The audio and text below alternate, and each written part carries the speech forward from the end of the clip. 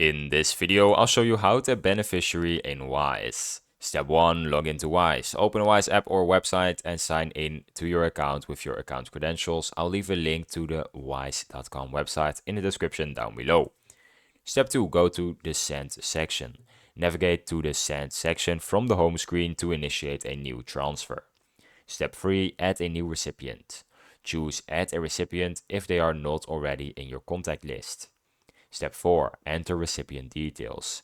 Fill in the beneficiary name, currency, bank details, account number, IBAN or equivalent. Step 5. Save recipient for future transfers. After entering and confirming the details, Wise saves this recipient for quick access. Step 6. Use your saved recipients.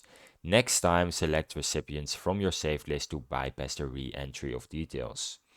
Now I have some tips for you for managing recipients. Always double check saved recipient details for accuracy before sending any money. Update recipient information if their bank details change.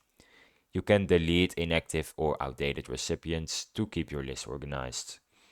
And that's how you add a beneficiary in Wise. If you found this video helpful, please subscribe. And if you have any questions, you can leave them in the comments.